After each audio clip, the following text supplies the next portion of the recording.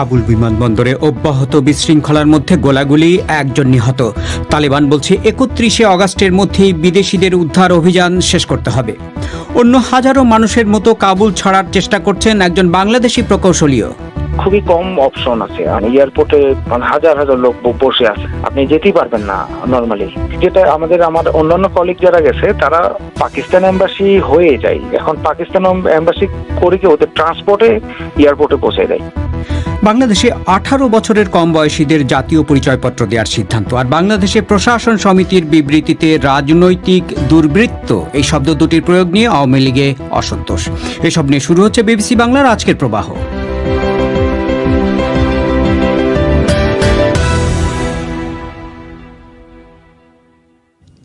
Radio ছাড়াও BBC বাংলার এই অনুষ্ঠান আপনারা লাইভ শুনতে পাচ্ছেন আমাদের ওয়েবসাইটে www.bbcbangla.com। আজকের প্রবাহে আপনাদের স্বাগত জানাচ্ছি শাকিল আনোয়ার।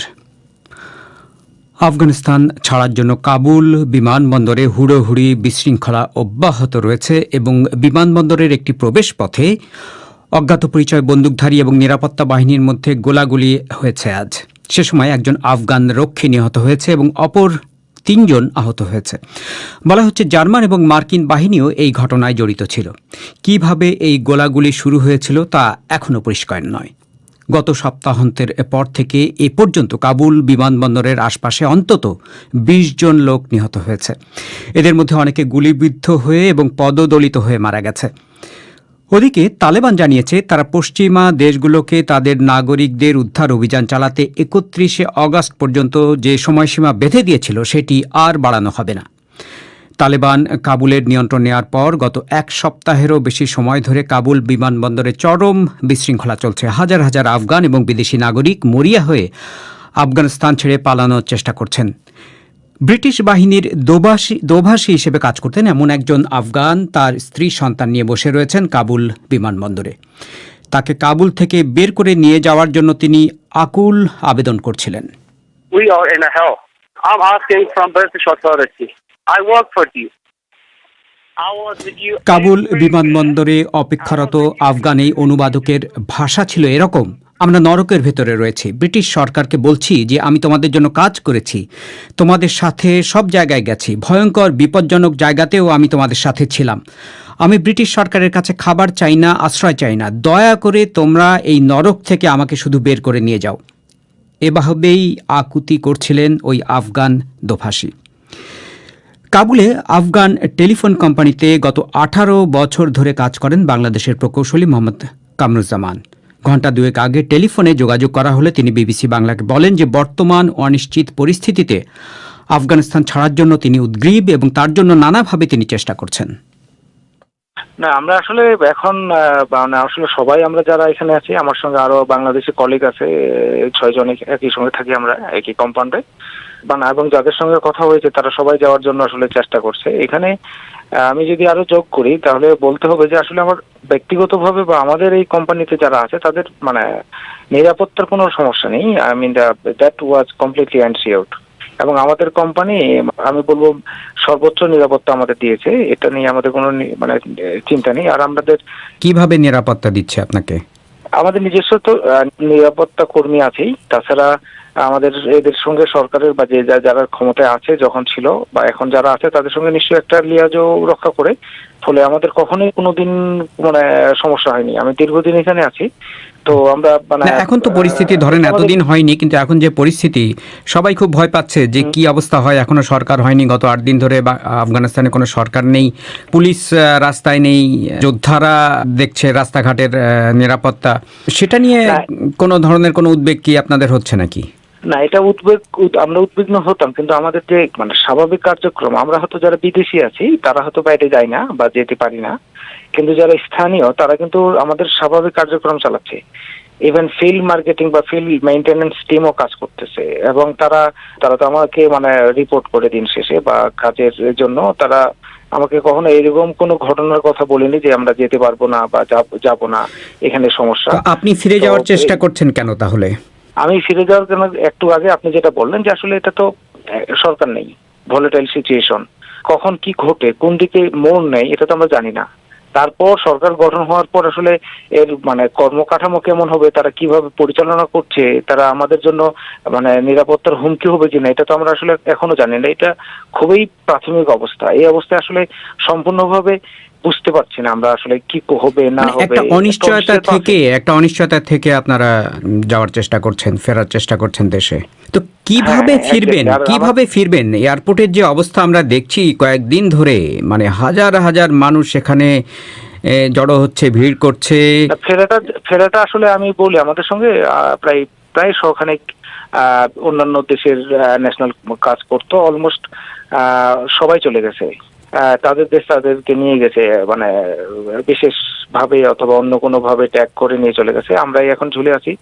আমাদের জন্য আমাদের কোম্পানিও যথেষ্ট প্রচেষ্টা করছে। তারা প্রথম থেকেই, আমাদের 16 তারিখের টিকিট ছিল, ওটা ক্যান্সেল হওয়ার সঙ্গে সঙ্গেই তারা মানে চার্ট আউট করার চেষ্টা করছে, কিন্তু আসলে এখানে অনুমোদনই পাচ্ছে না। আপনি বুঝতেই পারছেন এয়ারপোর্টের কথা।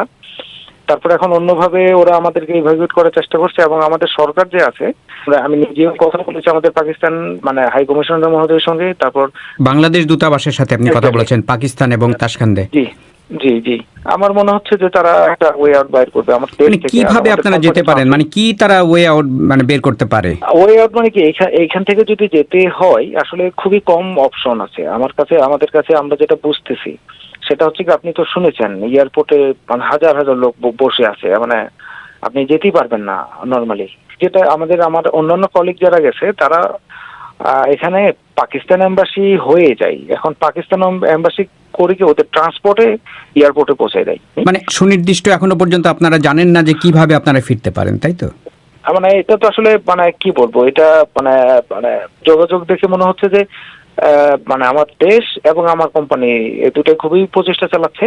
বিশ্বাস করি যে এই সপ্তাহের মধ্যে আমাদেরকে তারা ইভালুয়েট করবে। তো এমনিতে কাবুলের পরিস্থিতি কি? 8 দিন হয়ে গেল তালেবানের কাছে কাবুল ফল করেছে, প্রায় 8-9 দিন হয়ে গেল। তালেবানের কাছে আমার আসলে মানে বাইরে আমি আসলে মানে এই দীর্ঘদিন চাকরি করলেও বাইরে আসলে আমার যাওয়া হয় না তেমন। বিদেশি হিসেবে আমরা খুবই মানে মানে কি বলবো, মানে খুবই নিয়ন্ত্রিত মানে ভাবে যাতায়াত করতাম আমরা। মানে খুবই নিয়ন্ত্রিত যাতায়াত ছিল আমাদের নিজস্ব নিরাপত্তা ব্যবস্থা ছাড়া আমরা কখনো বের হতাম না। একটা থমথমে ভাব আছে এখানে। থমথমে ভাব মানে কি, একটা স্থানীয়দের মধ্যে একটা অনিশ্চয়তা আছে। যদিও ওদের মধ্যে মানে আমাদের যে রিজিওনাল বা আঞ্চলিক যে অফিসগুলো আছে আমাদের, তারা বলছে যে আস্তে আস্তে এটা মানে বেশ স্বাভাবিক হয়ে যাচ্ছে। তারা দেখলাম যে স্বাভাবিক কাজকর্ম অলরেডি শুরু করে দিয়েছে। কিন্তু আসলে সরকার না থাকলে যে কোনো সময় যে কোনো সমস্যা হতে পারে, এটা হচ্ছে সবচেয়ে বড় কথা। মোহাম্মদ কামরুজ্জামান বলছিলেন কাবুল থেকে।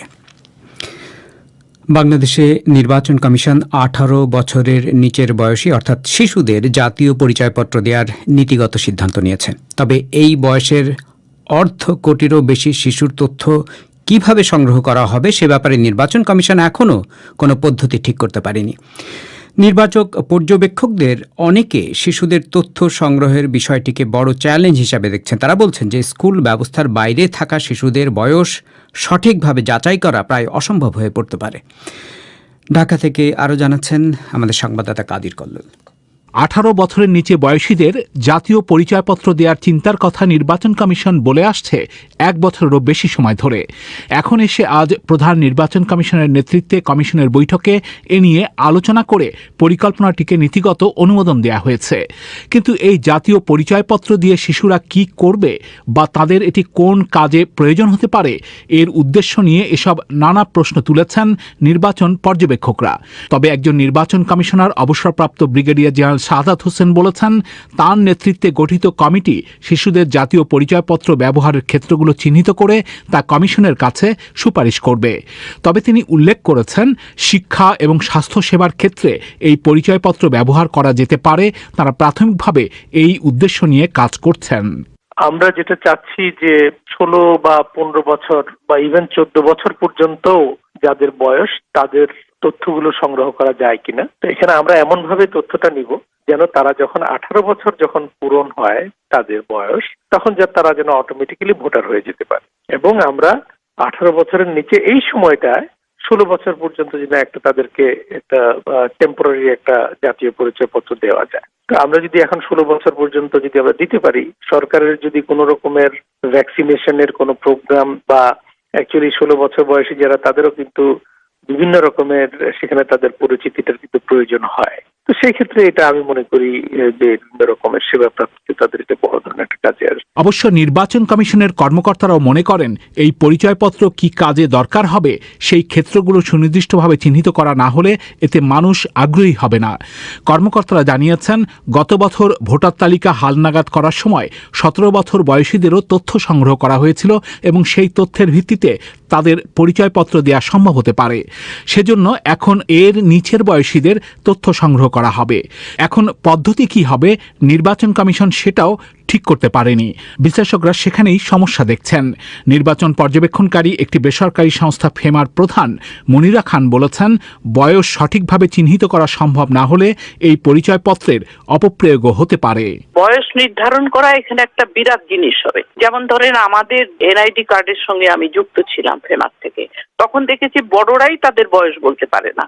এখন তারা তাদের ছেলে মেয়েদের বয়স ঠিক করে কি লিখে রেখেছে? কারণ এখানে তো বার্থ সার্টিফিকেট মানে নেয় না কেউ বার্থ সার্টিফিকেট, এবং বার্থ সার্টিফিকেট আনতে গেলেও তাদের জন্য একটা ঝুট ঝামেলার ব্যবহার হয়ে যাবে যদি না তাদের কোনো প্রণোদনা দেওয়া হয় যে এই কার্ড ব্যবহার করে আমি এই করব। না হলে আমি মনে করব যে এটা অপব্যবহার হতে পারে। কি করে অপব্যবহার করতে পারে? পলিটিশিয়ানরা পারে, পাড়ার মহল্লার লোকেরা পারে। তারা যদি মনে করে যে একটা 16 বছরের বাচ্চাকে যদি আমি 17 বছর 6 মাস বানাই, 18 বছরের হলে ভোট দিতে পারবে, অতএব আমরা এই এলাকায় এমন বয়স দিয়ে ফেলি যারা কয়েকদিন পরেই তারা আমাদের হয়ে ভোট দিতে পারবে, সেটা দেখতে হবে। শিশুদের তথ্য সংগ্রহের পদ্ধতির ব্যাপারেও সুপারিশ তৈরি করবে নির্বাচন কমিশনার অবসরপ্রাপ্ত ব্রিগেডিয়ার জেনারেল শাহাদাত হোসেনের নেতৃত্বাধীন কমিটি। মিস্টার হোসেন বলেছেন, কিছু পদ্ধতি নিয়ে তাদের মধ্যে আলোচনা রয়েছে।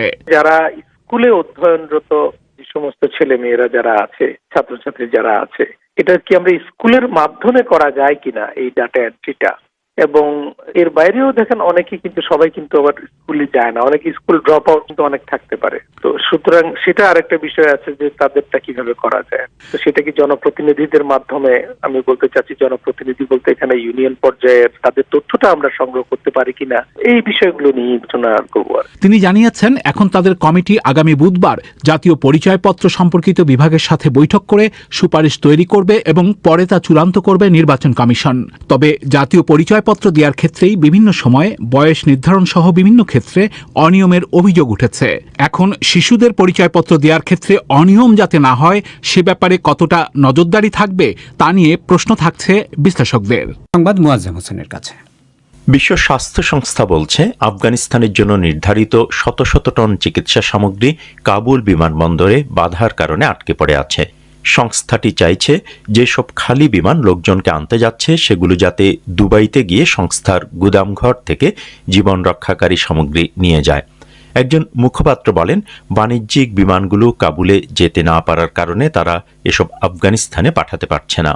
ইন্দোনেশিয়ায় ঘুষ নেয়ার অভিযোগে দোষী সাব্যস্ত সাবেক এক মন্ত্রীকে আদালত 12 বছরের কারাদণ্ড দিয়েছে। মহামারীর কারণে ক্ষতিগ্রস্ত দরিদ্র পরিবারগুলোকে সাহায্য দেওয়ার ক্ষেত্রে তিনি এই ঘুষ নিয়েছিলেন। তদন্ত কর্মকর্তারা সাবেক সমাজ কল্যাণমন্ত্রী জুলিয়ারি বাতুবারার 7টি সুটকেস এবং 3টি ব্যাকপ্যাক থেকে $10 লাখ বেশি নগদ অর্থ উদ্ধার করেন। অভিবাসনের বিষয়ে বেলারুশের সঙ্গে পোল্যান্ড, লিথুয়ানিয়া, লাটভিয়া এবং এস্তোনিয়ার যে বিরোধ চলছে তাতে হস্তক্ষেপ করার জন্য এই 4টি দেশের প্রধানমন্ত্রীরা জাতিসংঘের প্রতি আহ্বান জানিয়েছেন। বেলারুশের বিরুদ্ধে তাদের অভিযোগ যে দেশটি পরিকল্পিতভাবে প্রতিবেশী দেশগুলোতে অভিবাসী পাঠিয়ে অস্থিতিশীলতা সৃষ্টির চেষ্টা করছে। এই 4টি দেশ বলছে, অভিবাসীদের এই ধরনের অপব্যবহারের বিষয়টি জাতিসংঘের নিরাপত্তা পরিষদে তোলা উচিত। ইরান বলছে, লেবাননের জ্বালানি সংকট কমাতে তারা আরও তেল পাঠাতে প্রস্তুত। তেহরানের রপ্তানির উপর যুক্তরাষ্ট্রের নিষেধাজ্ঞার মধ্যেই ইরান একথা ঘোষণা করেছে। ইরান সরকারের একজন মুখপাত্র বলেছেন, তাদের বন্ধু ও মক্কেলের অনুরোধে তেল বিক্রি করা হয়েছে এবং লেবাননের জনগণকে সাহায্য করতে তারা আরও তেল বিক্রি করবে। চীনে সোমবার একজনও নতুন কোভিড রোগী শনাক্ত হয়নি। ফলে ধারণা করা হচ্ছে, চীনে সম্প্রতি নতুন করে কোভিডের যে সংক্রমণ ছড়িয়ে পড়েছিল তা নিয়ন্ত্রণে চলে এসেছে। কয়েক সপ্তাহ আগে পূর্বাঞ্চলীয় শহর নানজিং থেকে কোভিডের দ্রুত সংক্রমণশীল ডেল্টা ভেরিয়েন্ট অনেকগুলো শহরে ছড়িয়ে পড়ার পর এই প্রথম কোনো নতুন রোগী পাওয়া গেল না। ক্রাইমিয়ার নিয়ন্ত্রণ ফিরে পেতে রাশিয়ার উপর কূটনৈতিক চাপ তৈরির লক্ষ্যে ইউক্রেনের সরকার একটি আন্তর্জাতিক সম্মেলনের আয়োজন করেছে। 40টিরও বেশি দেশ এবং সংস্থার প্রতিনিধিরা কিয়েভে এই সম্মেলনে যোগ দিচ্ছেন। তাদের মধ্যে রয়েছেন ইউরোপীয় কাউন্সিলের প্রেসিডেন্ট এবং যুক্তরাষ্ট্রের জ্বালানি মন্ত্রী। তবে রাশিয়া এই সম্মেলন আয়োজনের সমালোচনা করে বলেছে, ক্রাইমিয়ার ভবিষ্যৎ নির্ধারিত হয়ে গেছে। এখনকার প্রধান খবর, কাবুল বিমানবন্দরে অব্যাহত বিশৃঙ্খলার মধ্যে গোলাগুলি, একজন আফগান রক্ষী নিহত। ওদিকে তালেবান বলছে 31 আগস্টের মধ্যেই বিদেশিদের উদ্ধার অভিযান শেষ করতেই হবে। আর বাংলাদেশে 18 বছরের কম বয়সীদের জাতীয় পরিচয়পত্র দেওয়ার সিদ্ধান্ত। আজ রাতের অধিবেশন পরিক্রমার ফোন-ইনে শিশু রোগ এবং নবজাতকের বিভিন্ন সমস্যা নিয়ে আপনাদের প্রশ্নের জবাব দেবেন একজন বিশেষজ্ঞ চিকিৎসক। বাংলাদেশে রাত 10:30, ভারতে 10টায় শুনবেন আশা করি। আমি শাকিল আনোয়ার এখনকার মতো এখানেই বিদায় চাইছি।